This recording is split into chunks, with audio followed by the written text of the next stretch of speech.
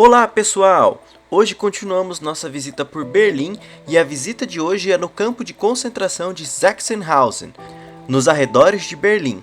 O vídeo de hoje vai ter bastante história sobre a época da Alemanha nazista, e se você está interessado em conhecer mais sobre essa parte, vem com a gente!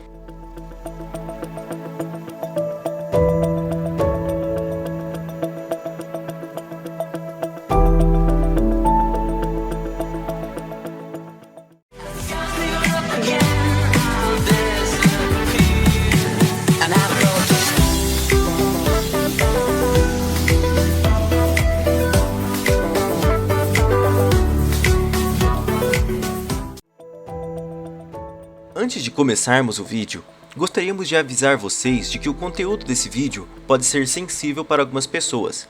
Falaremos sobre o período do Holocausto, que foi o extermínio de judeus e outras minorias pela Alemanha nazista, no contexto da Segunda Guerra Mundial, além de um contexto histórico da Alemanha entre guerras.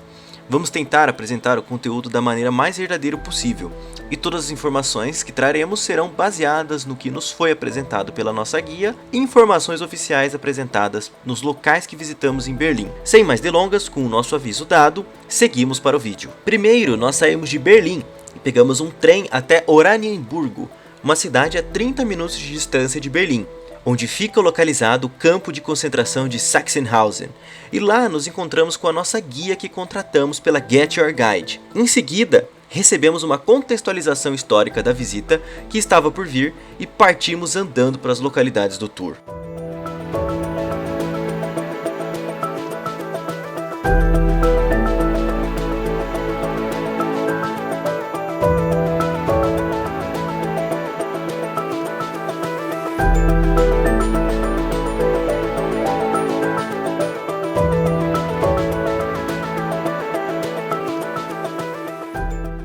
Agora, antes de iniciarmos o tour, achamos importante apresentar um pouco a história da Alemanha e entender qual o contexto histórico, político e econômico que acarretou em todos esses acontecimentos, para que a gente possa entender melhor a importância do lugar que vamos visitar. Caso você não ache necessário essa contextualização, o vídeo está dividido em capítulos, e você pode pular para o próximo capítulo que achar mais interessante, arrastando a barra de visualização do vídeo. Começamos do fim da Primeira Guerra Mundial. A Tríplice Aliança, liderada pelo Império Alemão, havia perdido a guerra. Os vencedores, representados pelo Império Russo, Reino Unido e França, convocaram uma reunião para estabelecer um tratado de paz e também decidir as fronteiras dos países após a guerra. Esse tratado ficou conhecido como Tratado de Versalhes e colocou toda a culpa na Alemanha e impôs duras consequências para o país, como por exemplo, limitação do tamanho do exército, proibição de fabricação e importação de tanques e instrumentos de guerra, e o principal, reconhecer a culpa e ser responsável por reparar todos os danos causados pela guerra. A Alemanha havia acabado de passar por uma revolução e formação de um novo governo, e a situação só piorou, pois além disso, ia ter que bancar os danos da guerra. Na época, a dívida era equivalente a 33 bilhões de dólares. E essa dívida foi quitada somente recentemente, com o último pagamento sendo no ano de 2010. O intuito dessa dívida colossal era sufocar o país para que nunca mais se reerguesse novamente e neutralizar qualquer ameaça militar. Spoiler, essa ideia não deu muito certo. Na verdade, o sentimento de humilhação sentido pelos alemães só serviu para dar ainda mais fogo para o radicalismo e o nacionalismo alemão, sentimento que Hitler usaria para manipular e convencer a sua população a apoiá-lo. Mas falaremos sobre isso mais tarde. A crise econômica causada pela guerra e pela Grande Depressão levou o país a enfrentar uma hiperinflação, que fomentou uma crise política. O país ia cada vez mais se polarizando e teorias da conspiração eram muito comuns nos meios militares. A mais comum na época era a da punhalada pelas costas, a de que a derrota da Alemanha na Primeira Guerra não era devido ao fracasso dos militares, mas sim de sabotagem interna pelos não-patriotas, que seriam os socialistas, bolcheviques e judeus alemães durante a guerra. A população estava literalmente ficando insana. Então entra Hitler, um cabo que lutou na Primeira Guerra Mundial e que fala a língua dos patriotas frustrados. Se alimentando de todo esse desespero da população alemã, funda um partido, o Partido Nacional Socialista, ou apenas nazista, que, Apesar do nome, era extremamente anti-marxista. O objetivo do partido era tomar o poder sem nenhuma revolução violenta. Queriam dominar o poder por meios legais e democráticos. Es kam die Zeit, da man sich nur dann mit Stolz zum Deutschen bekennen durfte, wenn man den Blick in die Vergangenheit richtete, sich aber schämen musste, wenn man die Gegenwart besah. Eine Inflation hat dann unser Volk noch erdulden müssen.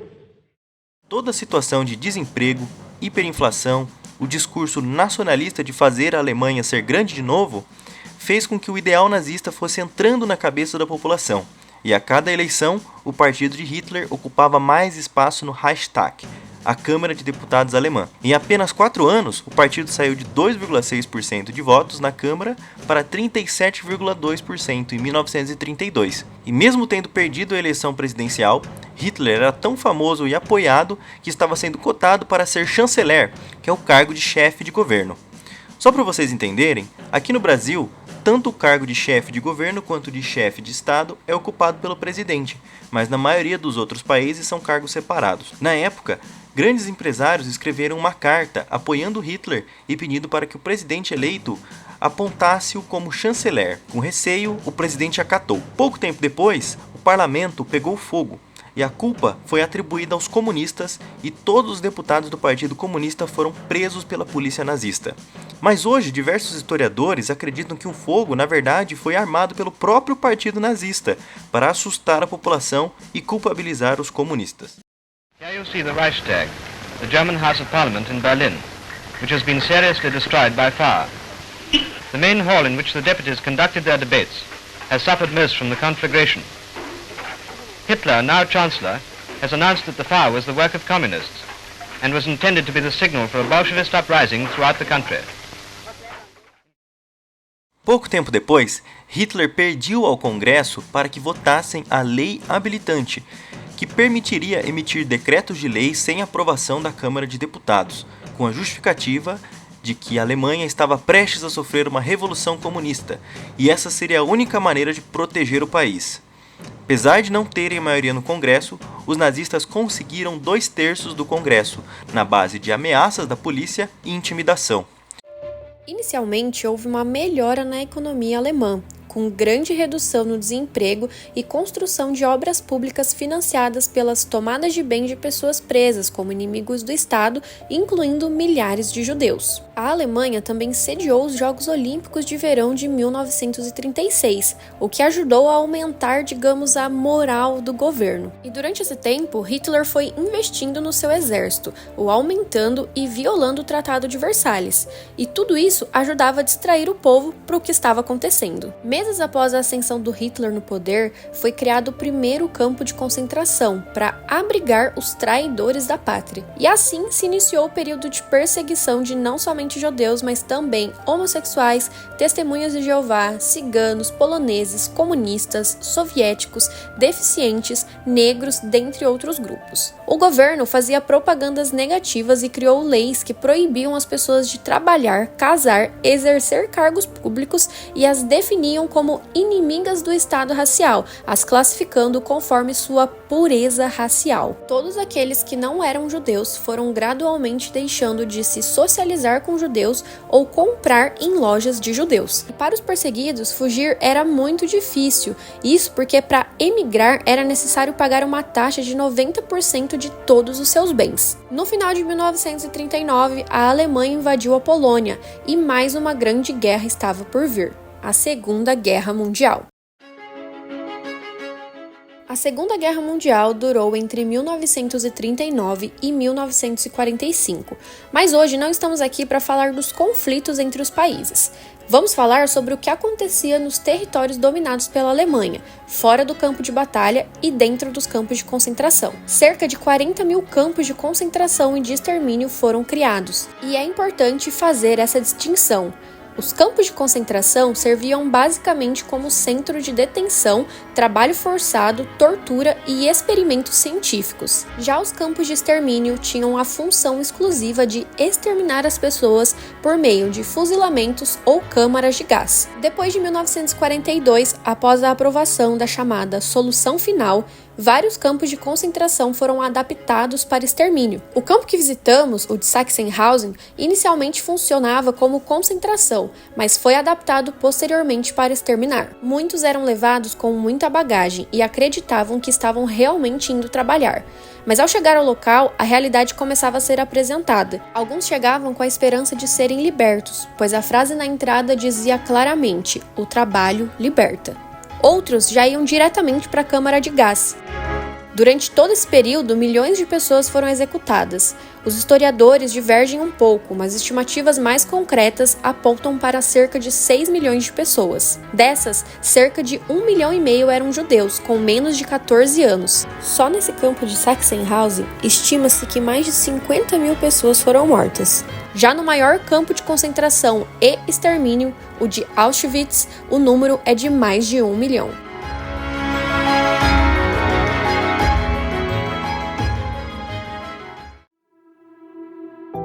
Começamos pelo Barracão 38, que era usado majoritariamente para abrigar prisioneiros judeus antes de serem enviados para campos de extermínio. Foi projetado para abrigar 150 prisioneiros, mas já chegou a abrigar 400.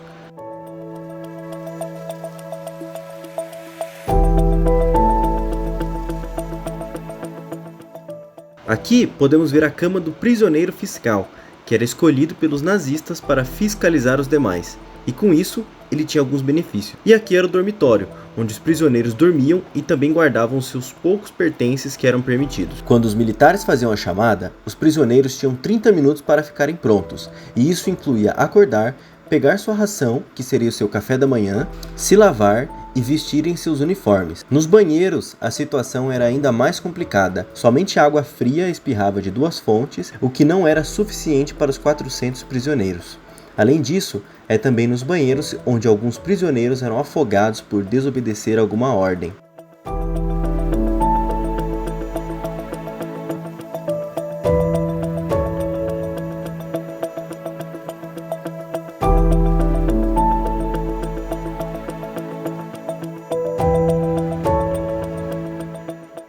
Aqui era a prisão da Gestapo, que era a polícia secreta oficial do nazismo.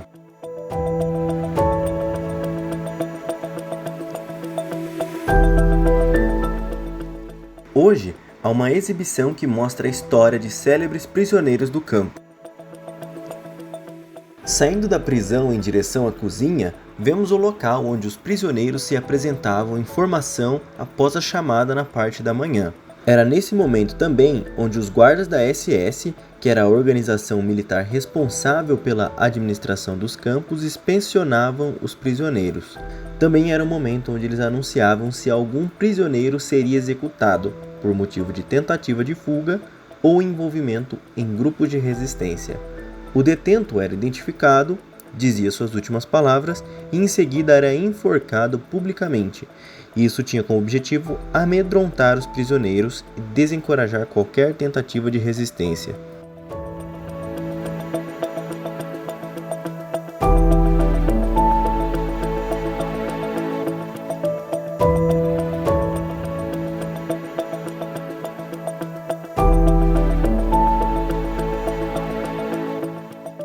Aqui podemos ver como era o uniforme dos detentos.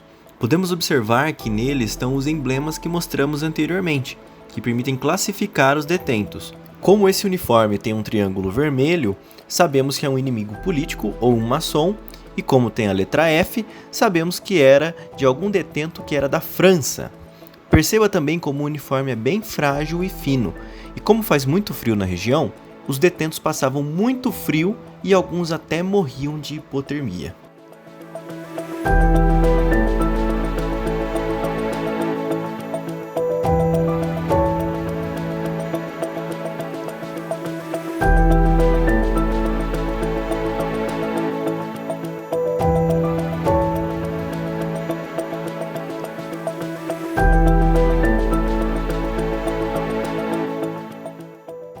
Aqui vemos um claro exemplo de propaganda da SS.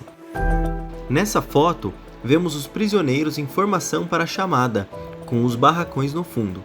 No entanto, muitas coisas estão estranhas na foto. Por exemplo, a maioria dos prisioneiros não está usando seu uniforme, mas sim uma roupa quente e confortável, e alguns estão até sorrindo.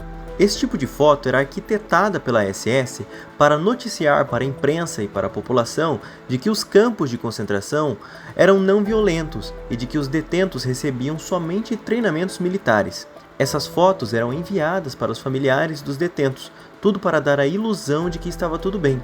A realidade que sabemos hoje é fundada com base em registros da própria SS, que documentava rigorosamente todos os detentos chegos, de qual campo tinham vindo, qual punição tinham recebido e onde tinham sido executados, se fosse o caso. Além disso, depoimentos dos espiões dos aliados e de sobreviventes dos campos de concentração também corroboram essas informações.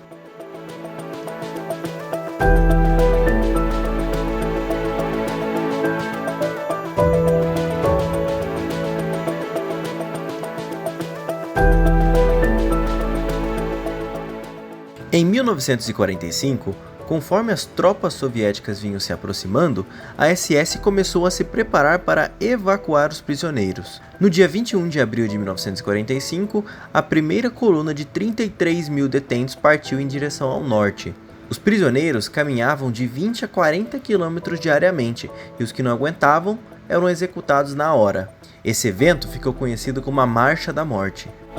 O campo foi liberado pouco tempo depois, em maio de 1945, por tropas polonesas. Cerca de 3 mil prisioneiros ainda estavam no campo, e a maioria deles estava doente. À direita, temos o uniforme que era usado pelas tropas polonesas, e à esquerda, pelas tropas soviéticas.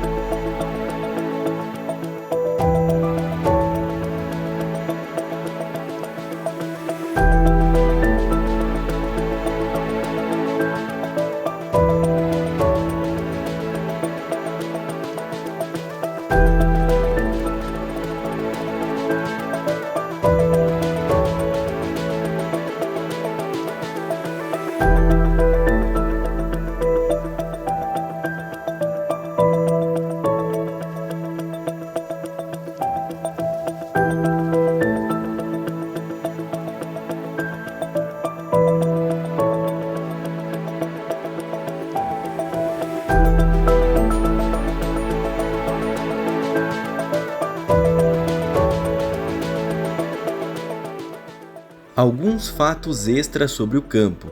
Algumas fábricas de sapatos da época pagavam para os oficiais nazistas para testarem a durabilidade de seus sapatos nos prisioneiros. Isso virou uma forma de tortura. Os prisioneiros eram forçados a usar sapatos menores do que seu tamanho como punição e andar dezenas de quilômetros por dia. Além disso, depois da liberação do campo, por fazer parte da Alemanha Oriental, o campo foi dominado pelos soviéticos e a partir de 1948, 3 anos depois de ter sido liberado, voltou a ser usado como campo de concentração, mas dessa vez para prender nazistas, anticomunistas e outros inimigos do Tribunal Militar Soviético. E durante esse período, 12 mil pessoas foram mortas. E por fim, o campo foi palco de uma grande operação de falsificação de dinheiro, chamada de Operação Bernhard. Mais especificamente, o plano era falsificar libras esterlinas. Para fazer isso, os guardas da SS utilizavam mão de obra dos judeus prisioneiros para produzir libras para tentar desestabilizar a economia do Reino Unido. Essa operação está bem retratada no filme Os Falsários, que, de acordo com as nossas pesquisas, parece ser bem historicamente correto. Antes de entrarmos na região onde ficava a câmara de gás, é importante lembrarmos que esse campo originalmente não tinha essa câmara e ela foi construída para obedecer à ordem da solução final, ou seja, no começo a maioria das execuções ocorriam por fuzilamentos. No entanto, alguns guardas da SS passaram a se rebelar contra os fuzilamentos, pela necessidade de ser muito sangue frio. Então, com a ajuda da empresa IG Farben, surgiram com a ideia da câmara de gás, para uma execução, nas palavras dos nazistas, com maior eficiência.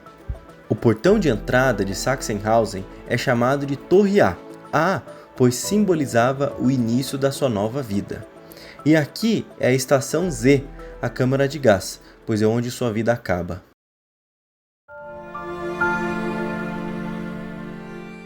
Lá dentro, depois de todos se posicionarem, um trabalhador da SS, em uma outra sala, apertava um botão em um painel elétrico, ar era aspirado, passava pelo forno, era aquecido e quebrava um frasco com o gás venenoso Zyklon B, que era um pesticida à base de ácido cianídrico, cloro e nitrogênio. Então, o gás venenoso se misturava com uma tubulação de água muito quente e era jogado nas pessoas na câmara por meio de uma ducha. Após a execução, os pertences que restavam eram roubados e os corpos iam para o crematório. Para os guardas da SS, mais um dia normal de trabalho. Tanto é que após o expediente, iam para o bar e cassino na frente do campo, beber e jogar sinuca. Hoje em dia, todo 22 de abril, dia da liberação do campo, é feita uma homenagem aos seus sobreviventes. Muitos ainda estão vivos e se reúnem ali, na frente do memorial. Menos de 7% dos guardas da SS foram acusados e menos de 200 foram ao tribunal. A maioria deles já morreu ou está muito velho a ponto de nem serem responsabilizados pelos seus crimes do passado. Após a guerra, a Alemanha criou uma série de cláusulas que proíbem discursos de ódio e qualquer tipo de partido com ideologia semelhante à nazista. A Alemanha optou por não ofuscar esse período da sua história, procurou avaliá-lo de maneira crítica e evoluir, entendendo que ideologias autoritárias devem ser combatidas e o poder limitado deve ser fornecido ao governo. Mas infelizmente é um fardo que o país e o seu povo vão carregar para o resto da história, e até hoje grupos neonazistas são extremamente comuns no país. Mas é preciso entender também de que esse tipo de situação não aconteceu somente na Alemanha. Diversos países colonizadores, como a Espanha, o Império Britânico e mesmo Portugal, adotaram práticas desumanas e análogas às observadas na Alemanha nazista. A principal diferença é a quantidade de registros e a transparência com que se lida com essas informações. Do outro lado da guerra, os países aliados, Estados Unidos e mesmo o Brasil, por exemplo, faziam o mesmo com os aliados do nazismo. Italianos, japoneses e alemães que viveram no Brasil passaram por campos de concentração também. Muito pouco se fala sobre essa época, pois até 1996 era considerado secreto pelo governo, que permitia apenas acesso parcial das informações, mas há sim campos de concentração no Brasil, e se você quiser ler mais sobre isso, acesse os links na tela. Durante o conflito da Segunda Guerra Mundial, o governo brasileiro criou cerca de 31 campos de concentração, mas não há registro de mortes. Participar desse tour foi uma experiência forte. Estudar sobre o assunto é uma coisa, mas nos sentimos distante dessa realidade. Quando estudamos isso no ensino médio, nunca imaginamos ser possível visitar o local, sentir essa energia assustadora e ver algumas imagens presencialmente. Foi uma experiência dura, mas importante. Tem muito mais coisa que a gente queria ter mostrado para vocês, mas entendemos que o vídeo já está bem longo, então a gente vai encerrando ele por aqui. Muito obrigado por terem apoiado e assistido esse vídeo até o final. Foi provavelmente um dos vídeos em que mais pesquisamos e fizemos uma boa edição para fazer jus a essa história e trazer um conteúdo de qualidade para vocês. Não se esqueçam de se inscrever no nosso canal, compartilhar o vídeo com aquele amigo que curte entender um pouco mais sobre essa parte da história, comentar e dar um like aqui pra gente. E se você quiser ficar mais um pouquinho, temos um vídeo bônus aí pra vocês. Muito obrigada e até o próximo vídeo. Valeu!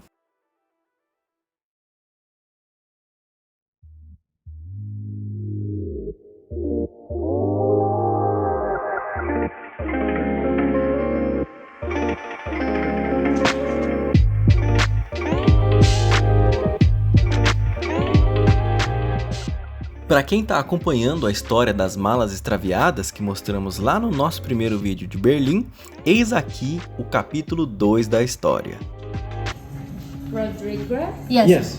Talia Rodrigues. So this came to me, but nothing else. Do you know what time you received? Like at 3 or something like that? And only this one? Yes. Okay, let us see if it's not damaged or anything. Thank you very much. Encontraram a mala! Uhul! Não, pera, só uma? E a outra? Sim, gente, 4 dias depois, entregaram somente a mala da Thalia, apesar de terem encontrado as duas juntas. Como estávamos saindo de Berlim no outro dia de manhã, já não ia dar mais tempo de conseguir pegar a mala, e o restante da viagem seria ainda mais difícil de receber, tendo em vista que a gente ia ficar no máximo 2 dias em cada cidade. E a empresa era tão enrolada que demorava 24 horas para responder. Então, pedimos para enviar a mala para Alicante, onde estávamos morando. E aí eu tive que comprar roupas para o restante da viagem inteira. E tinha mais 15 dias de viagem no inverno europeu de 2 graus. Mas essa história fica para o nosso vídeo de Colônia. No mais, muito obrigado por ter assistido até aqui e até a próxima!